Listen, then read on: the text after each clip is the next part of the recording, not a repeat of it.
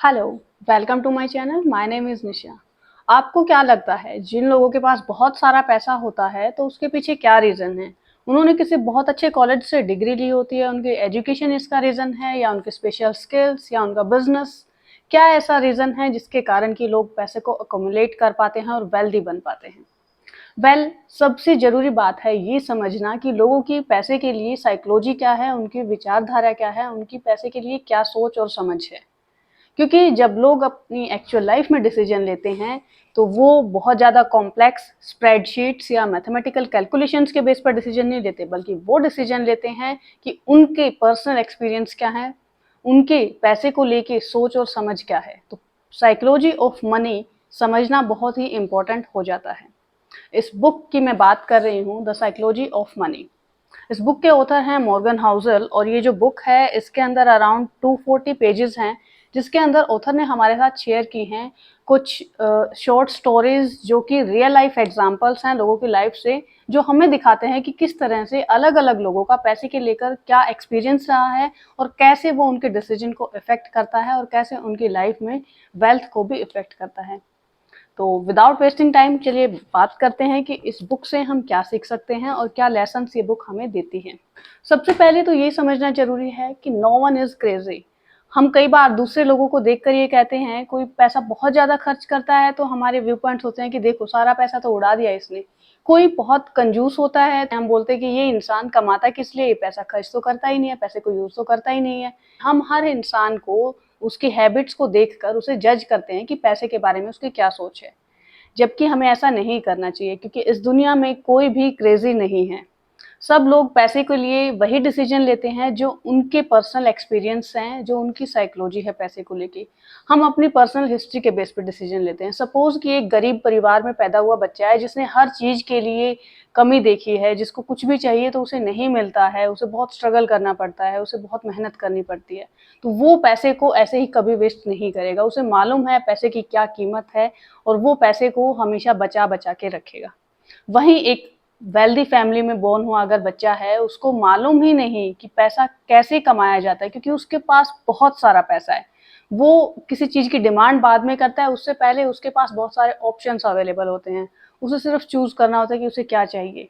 तो इस तरह का अगर कोई इंसान है जिसके पास बहुत सारा पैसा है, तो शायद उसे पैसे की वो वैल्यू मालूम नहीं होगी या उसके पैसे के साथ वो एक्सपीरियंसेस नहीं है जो एक गरीब परिवार में पैदा हुए इंसान के साथ है।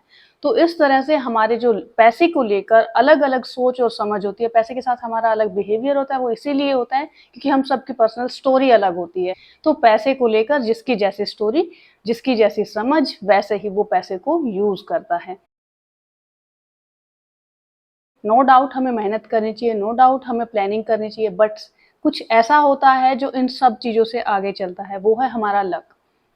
अगर इसका एग्जाम्पल लें तो बिल गेट्स अपने टाइम पर मिलियन ऑफ लाखों जो स्टूडेंट्स थे, उन स्टूडेंट्स में से बिल गेट्स को मौका मिला कि वो एक ऐसे स्कूल में पढ़ रहे थे जहां पर उस टाइम पर जब किसी भी स्कूल में या कॉलेज तक में भी कंप्यूटर नहीं सिखाया जाता था, तो उन्हें कंप्यूटर सीखने का मौका मिला अपने स्कूल के थ्रू। तो उन वो जिस स्कूल में पढ़ते थे, लेक साइड स्कूल में, दुनिया में कितने स्कूल उस टाइम रहे होंगे, उन स्कूलों में से, लाखों स्कूलों में से उस एक स्कूल में ही कंप्यूटर आया। और कोइंसिडेंस ये था कि बिल गेट्स उस स्कूल के स्टूडेंट रहे, तो उन्हें मौका मिला कंप्यूटर को सीखने का। उसके बाद वो तीन फ्रेंड्स थे जो कि उस टाइम पर उस स्कूल में पढ़ते थे और वो तीनों का इंटरेस्ट था, वो कंप्यूटर में बहुत अच्छे भी थे। बट बात अगेन वही आती है कि लक किसका साथ देता है। उन तीनों में से एक फ्रेंड जो था, वो माउंटेनिंग एक्सपीडिशन के दौरान उसकी डेथ हो जाती है।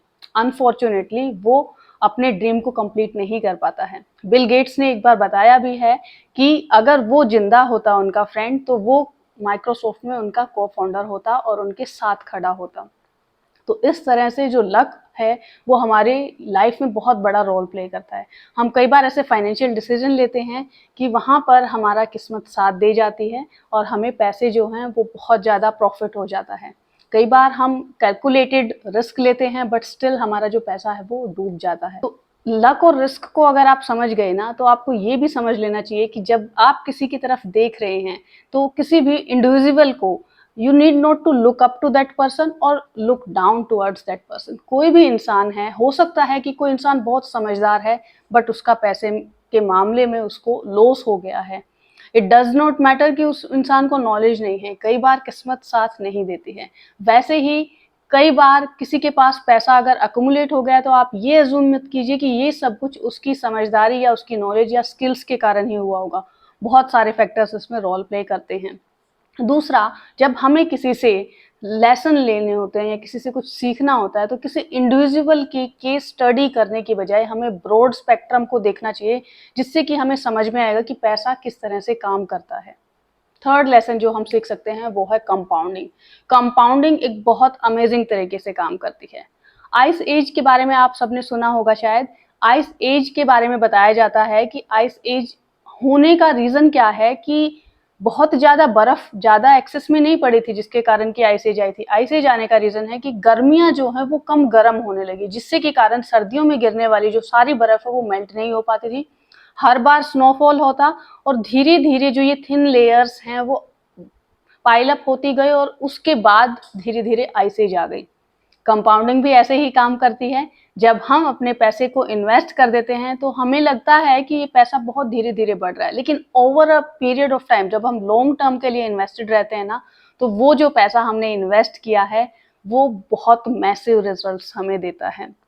इसलिए आपको ध्यान रखना चाहिए कि कंपाउंडिंग की पावर को यूज करने के लिए आपको लॉन्ग टर्म के लिए इन्वेस्टेड रहना चाहिए। Fourth lesson is getting wealthy versus staying wealthy. अमीर बन जाना तो फिर भी आसान होता है, लेकिन अमीर बने रहना बहुत मुश्किल होता है। बहुत बार आपने देखा होगा कि कुछ लोग पैसा कमा लेते हैं लेकिन वो पैसे को संभाल नहीं पाते हैं, वो उसको इन्वेस्ट नहीं कर पाते हैं और वो उसको सारे को खर्च कर देते हैं या उसको गवा देते हैं गलत डिसीजंस के कारण। तो पैसे को कमाना एक अलग बात है और पैसे को बनाए रखना, वेल्दी बने रहना बहुत इंपॉर्टेंट है। हम इसके कारण कई बार गलत डिसीजंस लेते हैं जिसके कारण कि हमारा सारा कमाया हुआ पैसा या जो हमारी सारी मेहनत है वो बेकार चली जाती है। पैसे कमाने के लिए आपको एक ऐसा माइंडसेट चाहिए होता है जहां पर आप रिस्क लेने के लिए रेडी हैं, आप ऑप्टिमिस्टिक हैं फ्यूचर को लेकर। लेकिन वहीं इसके उलट अगर आपको पैसों को, वेल्थ को बचा कर रखना है तो आपको इसका उल्टा माइंडसेट चाहिए होता है। आपको थोड़ा सा अंदर डर चाहिए होता है, फियर चाहिए होता है कि कहीं जो मैंने पैसा कमाया है वो मैं लूज ना कर दूं। तो आपको कैलकुलेटेड या सोच समझकर डिसीजन लेने होते हैं। और इसीलिए अमीर बने रहने के लिए आपको 3 चीज़ों पर ध्यान देना चाहिए। नंबर 1, आपको ये देखना चाहिए कि आप जो पैसा इन्वेस्ट कर रहे हैं, उस पैसे को आप लॉन्ग टर्म के लिए इन्वेस्ट कर रहे हैं। तो जब आप इन्वेस्ट करें तो कुछ पैसा हमारे पास हमेशा बचा के रखें, क्योंकि अगर सारा पैसा आपने एक जगह पर इन्वेस्ट कर दिया तो जैसे ही आपके पास इमरजेंसी आएगी तो आप उस पैसे को विड्रॉ कर देंगे और वो जो कंपाउंडिंग वाली पावर है वो वहाँ से खत्म हो जाएगी। तो आपको अपने पैसे को जो है एक जगह पर सारे को इन्वेस्ट नहीं करना है। दूसरी चीज, आपको थोड़ा सा पैसिमिस्टिक होकर सोचना चाहिए कि आपके जो गोल्स हैं या जो भी आपकी प्लानिंग है वो आपकी फेल भी हो सकती है, उसमें आपके एरर भी हो सकता है। अगर आपकी प्लानिंग फेल हो गई तो फिर आप बैकअप प्लान रखेंगे। तो बैकअप प्लान जब आपके पास होगा तो आपका जो पैसा है वो इन्वेस्टेड जहां पर भी रहेगा वहां पर सेफ रहेगा, आप उसको विड्रॉ नहीं करेंगे इन केस ऑफ इमरजेंसी। अगर आप जिस गोल के लिए पैसा सेव कर रहे हैं वो एक ही जगह पर कर रहे हैं, तो अगर उस टाइम पे सपोज आज आपने एजुकेशन के लिए या फिर किसी पर्टिकुलर गोल के लिए पैसा इन्वेस्ट किया जो आपको 10 इयर्स के बाद विड्रॉ करना है, और जिस टाइम पर आपको विड्रॉ करना है उस टाइम पर रिसेशन आ जाता है और वो जो एसेट है जहां पर आपने पैसा इन्वेस्ट किया वहां से आप उस पैसे को विड्रॉ नहीं कर पा रहे हैं, वो डाउन चला गया, तो फिर आपको लॉस होगा। वहीं अगर आप उस टाइम पर होल्ड करके उस पैसे को रख लेते हैं तो वो पैसा आपको मल्टीप्लाई होकर मिलने वाला है। फिफ्थ लेसन इज टेल्स पर आपको ध्यान देना है, क्योंकि ये टेल्स ही होती हैं जो हमें जिताती हैं। इसके लिए एक एग्जांपल देखते हैं हम डिज्नी का। वॉल्ट डिज्नी ने इतनी सारी एनिमेटेड मूवीज बनानी स्टार्ट की, बट उनमें उन्हें कोई भी प्रॉफिट नहीं हो रहा था, बट स्टिल उन्होंने कंटिन्यू किया और फिर 8 साल के बाद स्नो वाइट जब रिलीज हुई, स्नो वाइट मूवी ने उन्हें इतना पैसा दिया कि वो जो पिछले सालों का लॉस था वो सारा रिकवर होके भी उन्हें बहुत प्रॉफिट हो गया, वो मैसिव प्रॉफिट हुआ। तो इस तरह से जितने भी हम कई बार काम करते हैं ना, आप ये एक्सपेक्ट मत कीजिए कि हर काम से आपको प्रॉफिट बराबर मिलता रहेगा। कई बार आपको किसी काम से प्रॉफिट बिल्कुल भी नहीं मिलता है, कई बार आप लॉस में भी चले जाते हैं, बट आपको कोई ऐसी चीज होती है एक जो आपकी हिट हो जाती है और वहां से आपको मैसिव प्रॉफिट मिलता है जो सबको बराबर कर देता है। ऐसे ही स्टॉक मार्केट इन्वेस्टमेंट में भी अगर वॉरेन बफेट की बात माने तो उन्होंने जितना भी पैसा इन्वेस्ट किया है उसमें से 80% स्टॉक जो थे वो परफॉर्म नहीं कर पाए थे, वो बिलो एवरेज रहे। फिर जो बचे हुए 10% स्टॉक्स थे वो भी ऐसे थे जो एवरेज रहे, बट बाकी के जो 10% स्टॉक्स थे उन्होंने इतना अच्छा परफॉर्म किया, वो आउट परफॉर्म कर गए और बाकी सारा जो लॉस हुआ था उसको भी वहां पर रिकवर कर लिया। तो यहाँ से हमें जो डाइवर्सिफिकेशन की पावर है वो भी समझ में आती है कि आप एक काम को, अगर आपको प्रॉफिट नहीं हो रहा है तो उससे घबराने की जरूरत नहीं है। आपने अगर डाइवर्सिफाई किया हुआ है अपने पोर्टफोलियो को या अपने इन्वेस्टमेंट्स को, तो आपको एक जगह से लॉस होगा तो वो रिकवरी आपको दूसरी जगह से हो जाएगी। तो डाइवर्सिफिकेशन आपको पावर देती है। सिक्स्थ पॉइंट, वेल्थ वो नहीं होती जो हमें दिखाई देती है, वेल्थ वो होती है जो हमें दिखाई नहीं देती। कई बार लोग पैसा खर्च करते हैं सिर्फ ये दिखाने के लिए कि वो बहुत वेल्दी हैं, उनके पास बहुत ज़्यादा पैसा है, बट क्या एक्चुअल में ऐसा होता है? एग्जाम्पल लेते हैं, दो दोस्त हैं, राम और श्याम। राम क्या करता है, जितना पैसा आता है उससे वो एक महंगी सी लग्जरी कार खरीद लेता है। उसके बाद पैसा आता है थोड़ा सा तो वो होम लोन लेकर बहुत बड़ा सा घर खरीद लेता है। बट उसके पास एक्चुअल में क्या होता है? लोन, जो कि किसी को दिखाई नहीं देता, बट लोग उसको देखकर सोचते हैं वाह कितनी बढ़िया कार है, कितना बढ़िया घर है इसके पास, ये तो बहुत ही अमीर आदमी है। वहीं दूसरी तरफ श्याम के पास पैसा है लेकिन वो उस पैसे को इन्वेस्ट कर रहा है। थोड़े से पैसे से उसने अपनी ज़रूरत पूरी करने के लिए एक सेकेंड हैंड कार परचेज कर ली और अपनी ज़रूरत पूरी करने के लिए उसने एक छोटा सा घर ले लिया। बट उसने बहुत ज़्यादा लोन नहीं लिया, उसकी बजाय उसने अपने पैसे को इन्वेस्ट करना स्टार्ट किया, जिससे कि उसको जो पैसा है वो कंपाउंड होता जा रहा है और उसकी वेल्थ क्रिएट होती जा रही है। यहाँ लोगों को अगर देखने से दिखेगा तो लगेगा कि ये तो बेचारा सा है, इसके पास तो छोटी सी पुरानी सी कोई कार है, छोटा सा घर है, इसके पास तो कुछ भी नहीं है। बट जो बैकग्राउंड में चल रहा है वो किसी को नहीं दिख रहा है। बैकग्राउंड में राम जो है वो अपने किस्त पे करे जा रहा है, उसके पास पैसा नहीं है, उसके सिर पर लोन है। श्याम श्याम के पास कार भी है, घर भी है, और वो जो अपना पैसा है उसको इन्वेस्ट किए जा रहा है और इन्वेस्टमेंट के कारण उसका पैसा मल्टीप्लाई हो रहा है, जो उसको फ्यूचर में वेल्थ क्रिएट करके देगा और उसके लिए हेल्पफुल रहेगा। तो इस तरह से हम लोग जो दिखता है उसके बेस पर लोगों को जज करते हैं, बट वेल्थ वो नहीं होती जो कि आपको दिखाई देती है। वेल्थ वो होती है जो एक्चुअल में किसी के पास होती है। बहुत सारे लोग ऐसे होते हैं जो बहुत कुछ अफोर्ड कर सकते हैं बट वो उतना खर्च नहीं करते, वो समझदारी से काम लेते हैं। तो हमें भी ऐसे ही समझदारी से काम लेना चाहिए। दूसरों को दिखाने के लिए अपने सारे पैसों को खर्च नहीं कर देना चाहिए, हमें अपने पैसों को इन्वेस्ट करना स्टार्ट करना चाहिए। Next point, room for error हमें हमेशा छोड़ना चाहिए। जब भी हम इन्वेस्टमेंट करते हैं ना, तो जैसे आप किसी भी चीज़ को एस्टिमेट कीजिए, आप हमेशा उसको जब एस्टिमेट करते हैं उससे ज़्यादा ही बजट उसका यूज़ होता है। तो हमारे जो भी हम गोल सेट कर रहे हैं या जो भी इन्वेस्टमेंट कर रहे हैं वहाँ पे हमें रूम फॉर एरर छोड़ना चाहिए, ताकि हम उस टाइम पर एकदम से फेस ना करें ऐसे सिचुएशन कि अब हम क्या करें, हमारे पास तो इतना पैसा है ही नहीं जितना हमने सोचा था, या जितना हमने सोचा था उसमें तो काम नहीं चल पा रहा है, हमें तो ज़्यादा चाहिए था।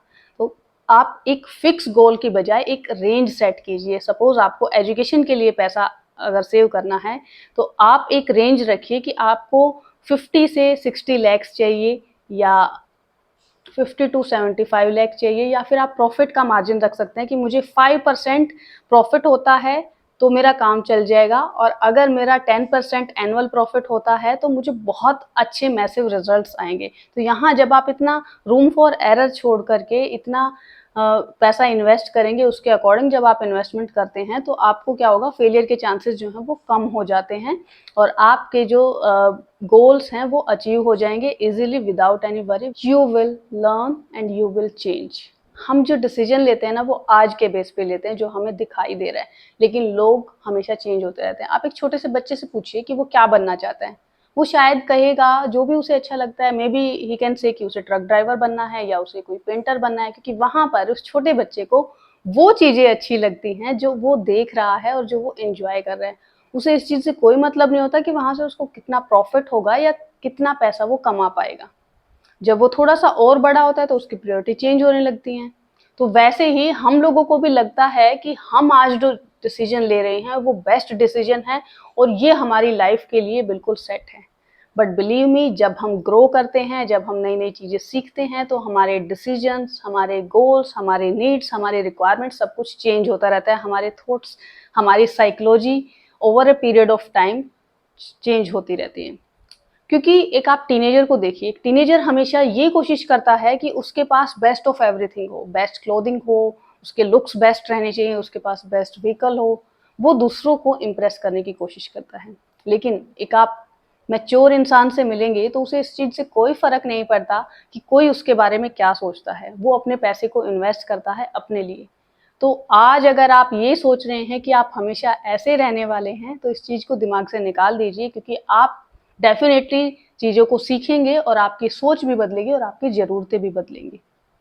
तो इस तरह से बहुत सारी चीज़ें होती हैं जो हमारे पर्सनल लाइफ में हमारे एक्सपीरियंसेस होते हैं, जो डिसाइड करते हैं कि हम पैसे के साथ कैसे डिसीजंस लेते हैं।